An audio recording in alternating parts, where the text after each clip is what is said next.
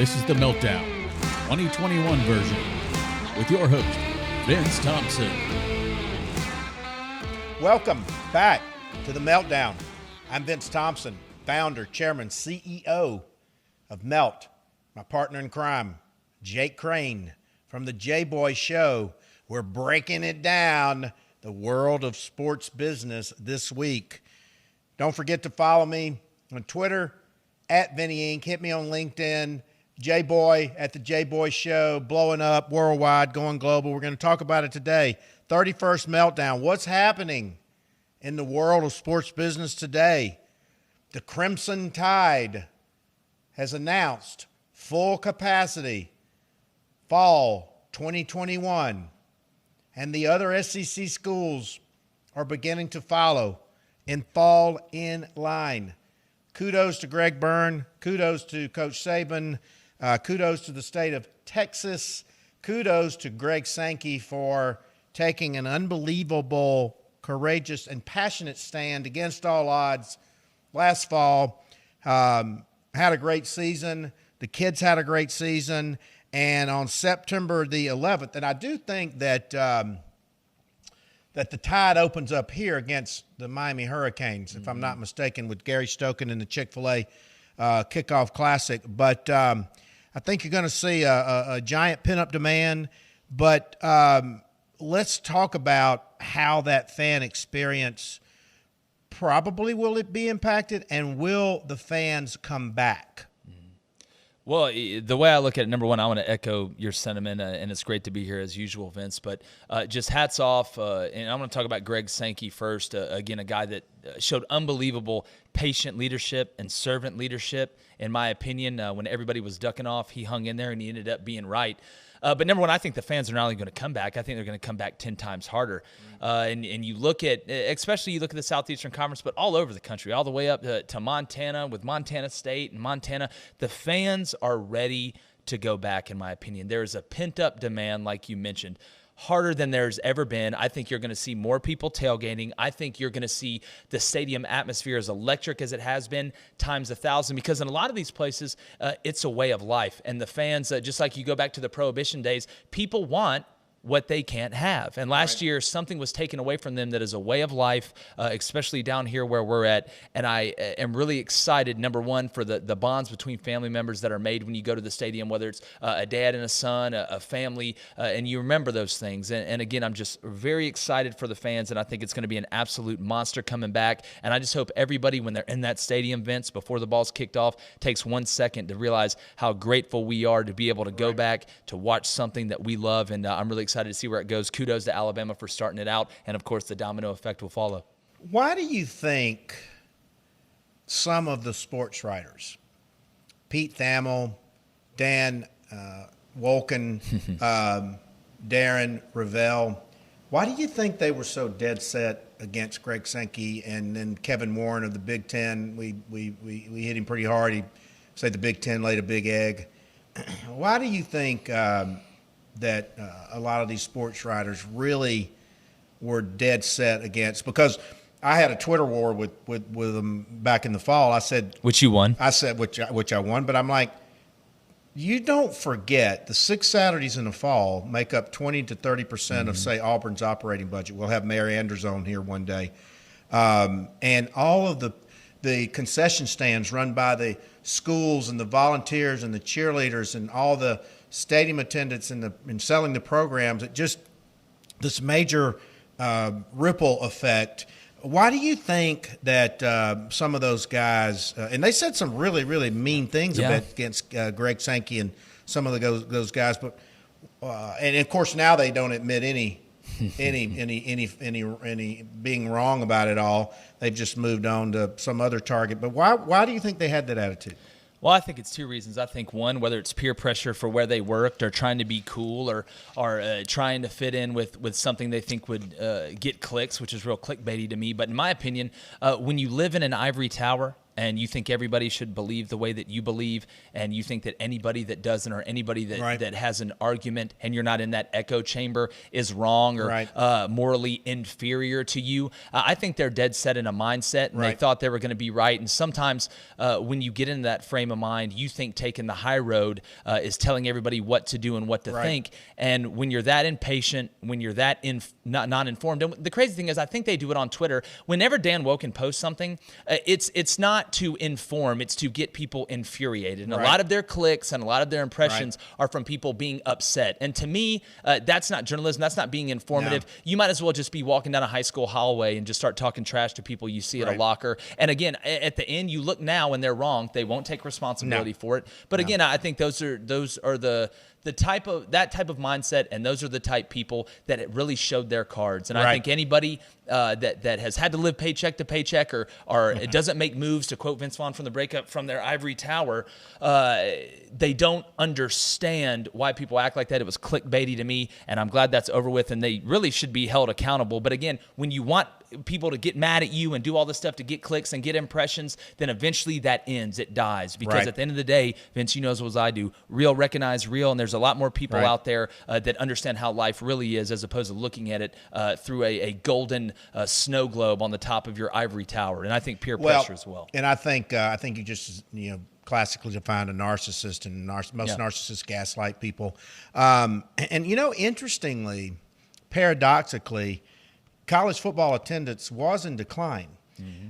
The pandemic may stem that decline for a few years. What do you think the fan experience will be like coming back? Because everybody talks about the new normal, ticketless. I'm very sad about no tickets. I still have every sports ticket from every event I've ever attended, every press pass, those collectibles, cashless, touchless transactions. Do you ultimately think that it'll get back to normal? Because if 100 million people are going to be vaccinated by May, herd immunity, obviously the case count's falling, I won't have a problem buying a hot dog and a Coke from a person in the concession stand again. I really won't. Yeah. No, I really believe, Vince, that you look at the pandemic, you look at how it affected people, you look at how it affected towns, Auburn, Oxford, Starkville, Tuscaloosa. Economically, everybody does want to get back to normal. Now, if it goes ticketless, with what's happening with technology, we were probably going to get there anyway at some point when you look. But I really believe that when you go into that stadium and you're sitting in the stands, while some things like the tickets you mentioned may be changed, the vendoring may be a little bit different, you're going to get the same reaction from people. I think they're going to sell more hot dogs than they've ever sold. I think they're going to sell more jerseys and more T-shirts than they've ever sold, which is great for this national image and likeness stuff coming down the pipe. I don't mean to jump out in front of you, but I think this year it is going to be the most passionate year you have ever seen, not only in college football, but for sports around everywhere, because people want that experience. There's nothing like being at that game and seeing that play. I go back to the kick six with Chris Davis. If you were a fan at that game, until you take your last breath and they put you in the ground, you're going to be telling a story about, I was there with my son and my daughter and my wife, and they got to see that. And every time we get around for Thanksgiving, when they got older and came back, we'd always talk about that, because that's what it's about. It's about family. And regardless of who you're rooting for at the end of the day, when you're in that stadium, you may be a Democrat or a Republican or whatever, but if you're a Jordan Hare and you got an Auburn Stadium on for that 60 minutes, you are family, you are living and dying together, and we need that. So I think it's not only going to stem it, I think it's going to shoot it up to a level it's never been, and everybody needs to be prepared for that. Well, two things. My son Carter, who you met today, was standing on the Alabama sideline with Coach Bill Battle, the Alabama athletic director, when the kick six occurred. And then, I sent him down on the field. I sat in the stands. I lost him, and turns out, and I've got a photograph of him right before the kick six literally occurred. Wow. He was, I think he was 13, and God, it was 8 years ago, and then all hell broke loose. But to your point, even. And we're going to talk about this in just a little bit, somebody went on the field and scattered some ashes that night. Because, Bramlett said, they're not going to keep him off the field tonight. And I'm thinking, who would bring ashes to a game, and how would you be able to anticipate that you were going to be able to get on Jordan Hare that night? Yeah, well, first off, I think we found the person that has the time machine. Second off, I want to say something too. There's nothing like that feeling, Vincent. If you've ever been to a game at one of these stadiums, you tailgate all day, you're eating good food, you're walking around. Even if there's a person with another team on, they're over in your tailgate. At least at most places, I'll exclude LSU there. I was just thinking because that. we know how hostile that is down there. But there's nothing like walking through those gates and you see the beautiful stadium from the outside. You go and get your stuff, you get ready to go to your seat, and you walk through that opening where you can see the sky, and you walk in and you see that big field. It hits you different. It's that experience. It's an all-inclusive deal. And I mean, I get giddy just talking about it, but I'm very happy also for the players. How much fun are we going to have going to games this fall? It's going to be unbelievable. You're going to have moments that we missed last year. And really, if you think about it, now I love talking about the players. They chose these places to play in front of the biggest crowds possible. Right. I want the ground to shake again, Vince. I want the earthquake game again. I think you will literally have, whether it's at Autzen Stadium out in Oregon or down there in Baton Rouge, I think you're going to get some seismograph readings this year. And I'm as excited as I can be about it because it's a part of us. It is. It's a part of us. Well, you just hit on something interesting. Let's think about this for a minute. So we know that there's going to be a more sophisticated experience in the stadium. Mm-hmm. But tailgating ain't going to change. No. So if you and I are sitting there having an ice cold Coke or a cocktail and a sandwich together, that's going to be full of contact and sharing, and then you're going to get into the stadium and have a completely different experience. Mm-hmm. And so I really don't think that a lot will change about the tailgating experience, and I think that you'll see an explosion of that. And of course, the other thing we always say is that you don't plan a wedding in the South unless you're David Cohn during the fall, and they did it because it was an off Alabama and off Michigan weekend. But our producer David Cohn, and I think you're going to see, and it's going to be like I said, we'll have Mayor Anders on from Auburn soon. We had him on early on in the Meltdown. I think he's our first one. But that impact, because he used to own Anders Bookstore for a long time, literally 25% of their annual gross revenue came from those 6 Saturdays. Mm-hmm. But I am very excited about seeing the players being able to sell T-shirts with their name, image, and likeness, their caricature, getting a piece of the jersey action. Not too many years ago, A.J. Green was suspended for selling one of his game-worn jerseys for $1,000. I'm hoping they can sell those jerseys. I think there's a massive market for those collectibles. I think that there's going to be a massive market for them to donate them to charities and drive monies for their foundation. And I think that, like I said, I always say this about COVID. In the spirit of silver linings, if you didn't lose anybody that you love, there could be a lot of great things coming out of it. And the reason I had that Twitter war is that 100% of my business got devastated in 1 week. Mm-hmm. Almost a year ago, coming into March Madness and the Final Four in Atlanta, and they were putting all these things out there that they didn't really understand the pain. But kudos to the University of Alabama. Obviously, I call them the 33rd NFL franchise. Yeah. We talk about that, and obviously we're going to talk about that financial impact of these kids in the draft coming up. We have talked about the fan journey, but let's talk about really what's coming down the pike. Legal wagering. So can you imagine how much fun it would be to be sitting in Bryant-Denny with your buddy or your son, and you've got an app on your phone, and you literally, obviously, you could say, all right, is this going to be a run play or pass play? Mm-hmm. Or if you're in the Braves, I'm now saying these micro bets, like is the pitcher going to throw a slider on the 4th pitch, and is the player going to hit the home run off the slider on the 4th pitch? You got $5 on it, all of a sudden you're going to win $1,000. That's why we continue to say with the mobile device, the cord cutting, the legal wagering, the fantasy, it's not necessarily – it's such an emotionally, socially connected experience. I think that – and I think we're going to have a lot to do with it, but the quote-unquote fan journey and fan experience, forget about redefining experience as it relates to the true experience. The real experience would be the interaction that you, me, and our buddies and Carter will have when we go to a Braves game or a Hawks game or an Auburn game or something like that. And I really think it's just scratching the surface, don't you?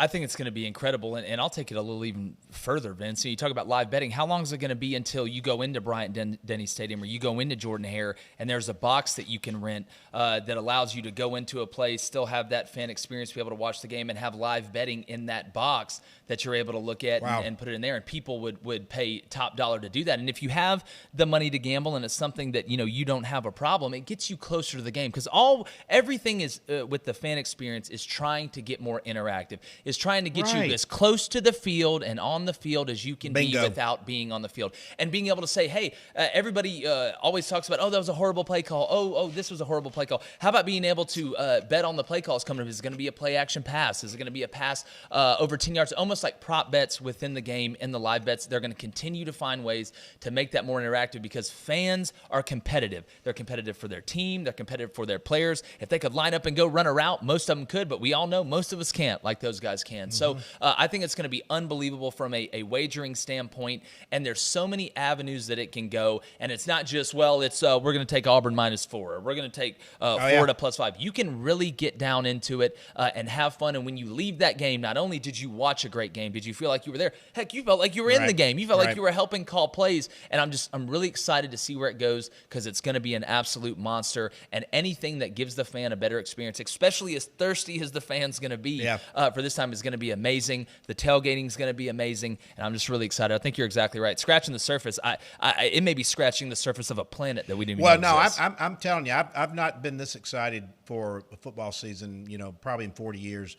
I'm almost giddy, like you said, and it's almost like a childlike giddiness just to be able to be a true part of that game. And I really think post-pandemic, there's going to be a giant renaissance, not only in business overall, but the business of sports. And again, we're going to continue to unpack this. We've talked about many times the cord cutting. This here is running the world. Think about it. We've talked about the NFL about to get $100 billion. The SEC from the Disney Corporation, now over the lifetime of those two contracts, is going to get over $7 billion. Yeah. This time next year, each SEC institution is going to get north of $60 million. But we've got to make sure that money begins getting into the other right hands with these student athletes. And I know not everybody agrees with me. Not everybody agrees with you, but you've been a student athlete. You've coached student athletes. You know how dedicated these kids are, revenue, non-revenue. But I don't really honestly see any downside to letting these student athletes, because my son, if he has a hit video on YouTube, he's able to be compensated. So why couldn't Jake Fromm? Yeah, well, my thing is, how can I say it'd be unbelievable? We talked about Dan Woken and Pete Thamel them earlier. It would be unbelievably hypocritical of me to say, no, don't give these kids money for their image and likeness, while I've got J-Boy Show merchandise, and every time that I go on something, I'm getting a royalty for that, or every time that somebody buys something with my logo on it, that I get a cut of that. So trying to say that the kids don't need it, to me, is unbelievably hypocritical. Again, especially if you live in a capitalistic society, as we do here in this country. But when I look at it, Vince, from a whole perspective, I want everybody to understand, not every kid on the team is going to be getting a sponsorship. They're not going to give the fourth string corner a sponsorship. There's going to be a certain amount of guys that get it, but these kids get this money, and they think, and people think, oh, they're just going to get it and go buy a Benz and do all this stuff. A lot of it is going back home. Most of these, I've seen it with my own eyes. I've sat in that living room at a place that economically is not very sound, to say the least, and they are counting on that kid to change not only their family's life, but change his kid's life and their kid's life. And most of them get that money and send it right back home. And for somebody to sit here and say, oh, well, if Tank Bigsby from Auburn is a Heisman contender and he's making these incredible runs, but no, if we sell his number jersey there, he doesn't get a cut of that. That's the schools. That's ridiculous to me. It's counterintuitive. Now, there needs to be a great structure, which there will be. Right. There needs to be guardrails, just like in the NFL. When those rookies sign that contract, what are the first things they do? They put them in a financial class. They let them know exactly this is what to look for for people that are trying to, trick you. This is what you need to do. Put this here, put this there. The kids need to be informed on that, but I don't think there needs to be you only get this amount of money until you're done and stuff like that, because, again, that's regulating something that is not regulated for the J-Boy Show, that is not regulated for you or anybody It'd be called else. the First Amendment. That's exactly right. And here's the thing, two things. I'm excited about what I call, and not everybody agrees with me, but I'm excited about the new money and the new companies, and I believe this is going to be a salvation for the non-revenue sports. Yes. And I always use the Auburn women's equestrian team as an example. World class, compete as hard. I was on the sidelines at Auburn football game with Bruce Pearl, Charles Barkley. They were saluting Auburn's run to the Final Four, and they introduced those guys. They got a massive round of applause. Then the women's equestrian team, who had won the national championship, dominant, got a nice but tepid applause. And I said to myself then, there's got to be a mechanism in place. And so when I'm talking about women's equestrian, I'm like, maybe they get saddle endorsements, riding boot endorsements, the rein, the bits, the feed, the seed, the ribbons in their hair, and all those kind of things. And even if it's $500, that's a lot to a college kid who, by the way, is paying their own way to be on that equestrian team and the sacrifice, or women's volleyball, or women's softball. And I really think it's going to be a panacea and a salvation for that. And again, you played in a quote-unquote marginal revenue sport, collegiate baseball. Even if you just had good money for your sunflower seeds or something to go get yourself a bite to eat coming out of that would have been priceless, right? Oh, I mean, everything counts. And you said the word non-revenue. And I think that's the key word. How do you turn non-revenue? And I'm not saying you're going to make millions of dollars in equestrian or anything like that, but being able to say, listen, with this, we can have nicer facilities. We can have a nicer experience, which does what? Brings more fans. And putting that money in that person's pocket, like you said, even if it's $500, takes a lot of stress, because we all know what stress is. I mean, we understand living paycheck to paycheck and stuff like that. And when you're having to go to class and you're competing at the highest level and winning championships, being able to take those sports that we say, now that the money's down, we're going to have to cut this sport and take away this opportunity and this, that, and the other. What you're now doing is finding a way to not only help a business that wants to sponsor, but help your players, increase your facilities, make the sport more attractive, be able to help recruiting, there's so many different ways. Forget about athletic recruiting, academic recruiting. It's unbelievable. Well. We've talked about the impact Nick Saban has had on academic recruiting at Alabama. Yeah. I mean, I lecture down there, and I'll go through the class, and I'll go, how many of you are from out of state? At least 50 to 60% are out of state. And then I'll say, well, why did you come? Football. Exactly. Well, look at Pat Dye, what he did for Auburn. I think enrollment went up, 60% after Pat Dye got there and they started winning because, again, you look at it, show me the place where putting money in non-revenue sports, increasing your enrollment, doing those. How does it hurt you? Show me where it hurts. And people say, you don't want to give $100,000, to a 19-year-old kid. Okay, so let's say you're a 19-year-old kid and you invent something, because that's happened a bunch. Or you come up with something. How about Mark Zuckerberg? That's exactly right. So, okay, well, we don't say the same thing about him. No, what the argument is, they're on scholarship. Well, let me give you a hint. 99% of people on that campus cannot do what these kids do. They still have to go to class. So in my opinion, if you want to complain, well, give me a chemistry major. There's nothing wrong with that. Hand him the ball against Alabama and let's watch him get knocked apart like Mr. Potato. Well, let me say this, and I'll take you with me one day. But when you walk into the NCAA headquarters in Indianapolis, it's a Taj Mahal. Oh, yeah. All right, so let me do some math for you. These next 3 weeks during March Madness are 90% of the NCAA's revenues, which is $1 billion. 68 teams in the Final Four. Let's say it's an average of 10 players per team. 680 teenagers are going to drive $1 billion in revenue in the next 3 weeks. What is that, almost 150,000 per kid? Yeah, that's unbelievable. I don't think anybody's ever broken that math down like that. So let me repeat that. 680 from 18 to 21-year-olds in a period of 3 weeks will drive $1 billion with a B in revenue. How much did they get? Oh, they'll get nothing. And it's crazy to me because, again, it is not like we are saying, and you look at the numbers and all that's great, but there is a select few people on the planet that can do the things that these guys can do at that high of a level. And to me, I think, okay, well, all we hear is complain about one and dones in the NBA or going from college to the NBA and this, that, and the other. Well, what if there was some incentive to stay? If I'm the NCAA tournament, everybody talks about, oh, well, it's been watered down because all these guys are going to the NBA and there's only a few teams that can really do it. Well, now, if I may be a second, third round pick and I may come from a place where we're not financially stable, but I know that, hey, I'm sponsored by Adidas and I can have this money coming in. Right. I'm going to come back. And it's crazy that you can offer a service, Vince. You can offer a service. I don't care where you're going to school. You can offer a service that very few people can offer, and you don't get rewarded for it at all. Right. You know what they say, Vince? Good job, man. Good job. Well, That's a really good job by you. Up until recently, that scholarship was a 1-year renewable contract at the leisure of the university. Yeah. And here's another thing to think about. If a kid has even an opportunity, and if they go to the NBA and something doesn't work or they don't get drafted right, why not let them come back?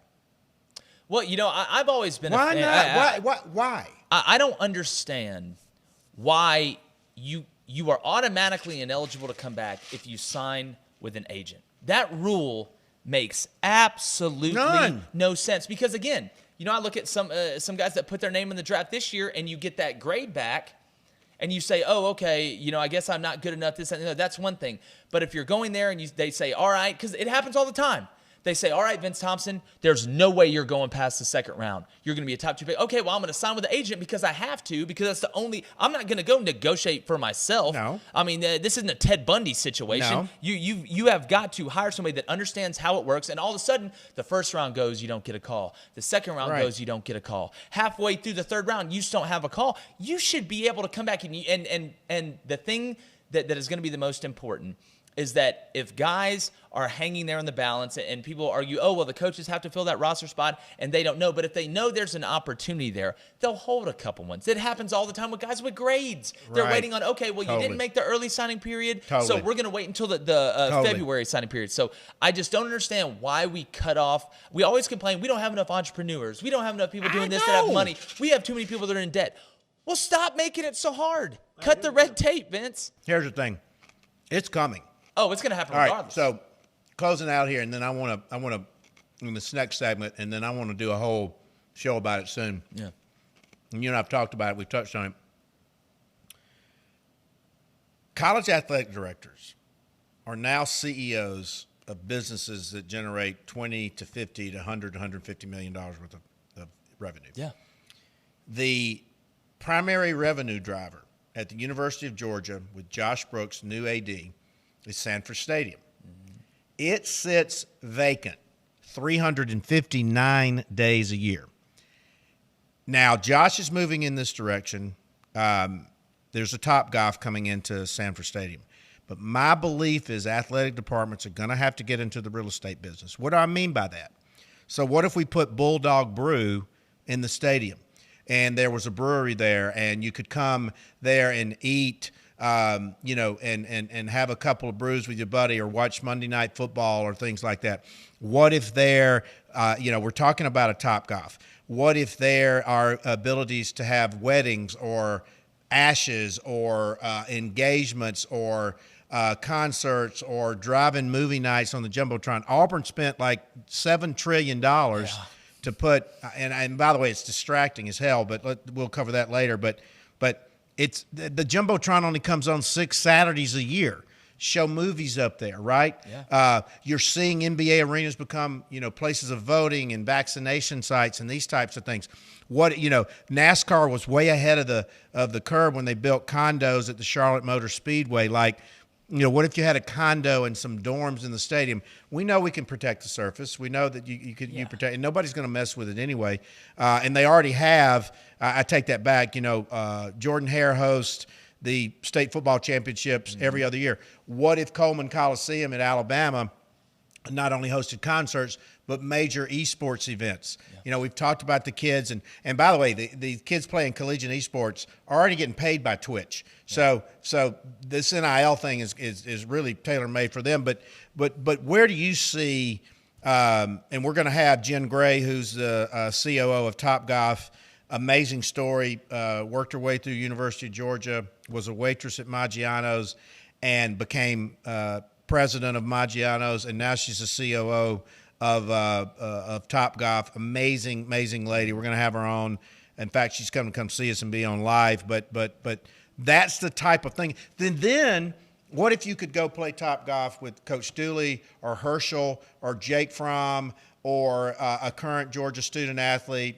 What if a portion of that went into their pocket, the AD's pocket, obviously Topgolf's pocket, but then even a cause or a charity? So like I think it's unlimited, and we go right back to this was coming, but the pandemic has there's two things I've seen: the acceleration of all of these thinking, but ideas I was bringing into the conference rooms, boardrooms a year ago, and they would throw me out. They're now going, hey, maybe that wasn't such a bad idea. So where do you see this going? I think it's just another lane economically. I think about I go back to the towns again.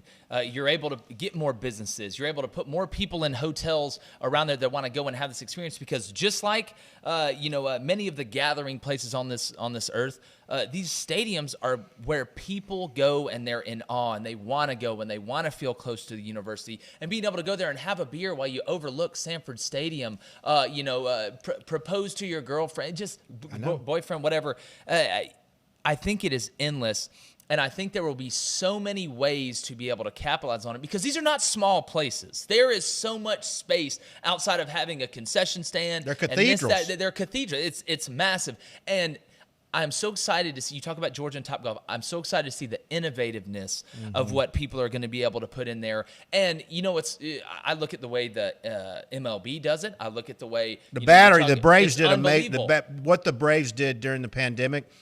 I had a lot of friends, and their kids would just go out and mill around the Battery. They'd grab a cold beer. Even during the playoffs, you could buy a ticket to go in and watch the game on the Jumbotron, because we were playing all the games in Texas and all of that.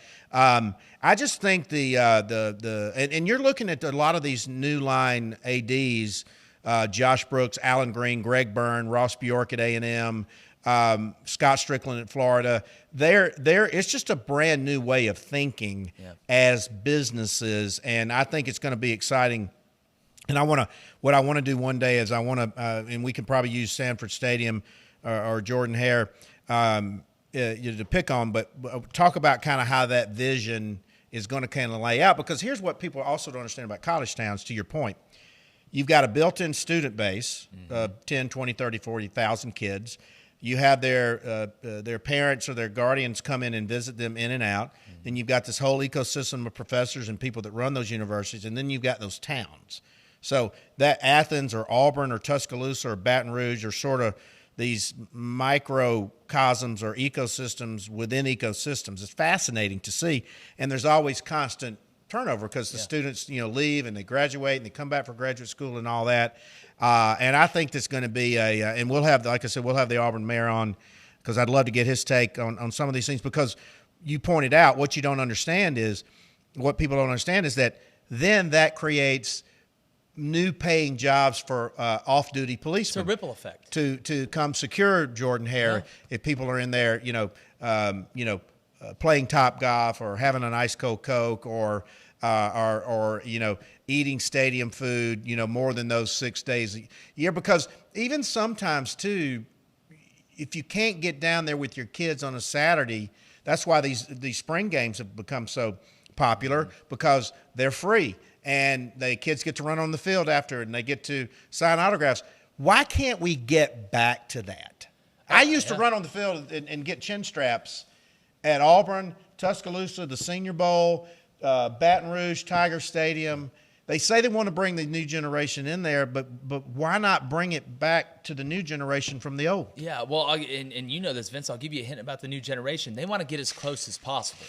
They want to get almost virtual reality during the game. And bringing that back all goes back to the experience and being able to say, wow, I just watched Todd Gurley run a 70-yard touchdown run. I was on the field the other day, right there where he's running right now. It's just another way to get you closer to the game, that when you go to the game or you're getting ready to go to the game, number one, it's a place you're familiar with. It's a place you love and feels like what, Vince? Feels like home. And it is home. That's what, if you're a business that wants to get put in there, or you're the city that has the stadium, you want that home feeling. You want people to say, well, we're not going to the stadium like it's just one of these, just immaculate things that you get to do, 6 or 7 times a year. It's, hey man, let's go get a beer at the stadium. How about we go down there and you walk in, you and your dad or you and your mom or whatever, and you're able to sit there and look out over the stadium. It's just, there's so much, and being able to get the people, and everybody thinks now, it's this liability, and this liability. If you want the new generation, I'm going to give you a hint. You put them as close to the action. Right. You get them on the field. You get them familiar where they want to get them and all their buddies. And, hey, man, all the guys, let's go to the brewery on campus tonight. There's a game. It could be you're watching a college basketball game. Your team's playing away, and I want to go to the brewery at the stadium and watch the game there. It's all about the experience. It's all about bringing people in, and it's amazing. It's like it's counterintuitive with some of these people. It's like, oh, we want more money and we want more jobs, but we don't want to take the chance of getting people closer to the action. I think we'll figure that out, and I think we're going to hit on some other topics, down the line about the tribal nature of Alabama fans, Georgia fans, Auburn fans. That because there's not a lot in life that you are connected to from that emotional perspective, and then your family, and then that family or that tribe that you were a part of, South Alabama, Memphis State, Auburn, Michigan, Georgia, whatever it is. And so I really think that I'm very, very bullish about the long-term future. We've unpacked a lot today. I understand. Congratulations. You're hitting number 1 on the podcast. I appreciate that. Merch is sold out, blowing and going. I look forward to seeing where that's going to go, and tremendous guests coming up, and I'm going to do a podcast with you because in the spirit of Bill Brand New, the book's on Amazon, what you've done to build yourself as a brand and build the J-Boy brand and really record time is really, to me, a case study of what my book's all about, and an encouraging thing. And I say it's going to be a renaissance and a golden age of sports business, because anybody can be anything they want to be. Yeah. If I had asked you 12 months ago, would you be a major sports superstar in the world of podcast? If I'd have said, Jake, you've got a greater chance, you can do that or get hit by lightning, you just said, I probably have a greater chance of getting hit by lightning. Yeah, well, right? I'd have told you I had a better chance of getting hit by lightning twice. And, I appreciate the kind words, Vince. And obviously, that's my Bible right here. This is sacred to me. It's something I've read, back and forth. And I want to say this. I'm not saying this because I'm sitting here talking with you, that we're doing a show or anything. That book, and again, you've been out ahead of this from the first time that we've talked. And it's grown massively since the first time that we've talked. And it's because of the audience. It's because, you got to understand, and you get it. It's not only about promoting yourself, but it's understanding how important the audience is. And if there is no them, there is no us. And again, to be able to have a plan and have a structure and say, listen, if I follow this and I understand this and I really try, because you can't give halfway effort and try and build yourself up as a brand, and you explain that in there, and you talk about the process and what you got to go through, and there's going to be ups and there's going to be downs. But if you really want something, just like anything in life, if you really want something bad enough and you're good enough at it and you work harder than anybody else, then you're going to get it. And I really appreciate it, and it's just continuing to grow. Fun. And I'm having just an absolute blast, and I'm very blessed and very excited to be teaming up with you. And I just, it's amazing, and I look forward to the future because we're just getting started. Well, and I think you just hit on something, and we'll unpack that one day. And Arthur Blank really understands it. He doesn't treat us like fans; he treats us like customers. Yeah. And we're gonna, we're gonna unpack that. Maybe we'll have him on as well. But great conversation with my partner in crime, Jake Crane from the J-Boy Show. We're continuing to unpack a lot in the world of sports business, and we've got a lot coming up over the next 2 months. We got the Masters coming up. We've got the opening season of MLB. We've got March Madness. We've got the NFL draft. We've got so many. We've got the NBA All-Star game that's going to be in Atlanta, in spite of the mayor not wanting some really good visitors in town, and they're going to do some great things for the HBCU schools. We're going to unpack one day the impact of what's going on and what's going to happen with the HBCU schools. There is so much fascinating things going on in the world of business. I'm Vince Thompson, founder, chairman, CEO of The Meltdown, with my co-host, Jake Crane of The J-Boy Show, and we'll be back next week to unpack more on The Meltdown. You've just listened to The Meltdown. Remember to follow us on Twitter and Instagram @MeltATL, and follow Vince @VinnyInc, and on LinkedIn as Vince Thompson.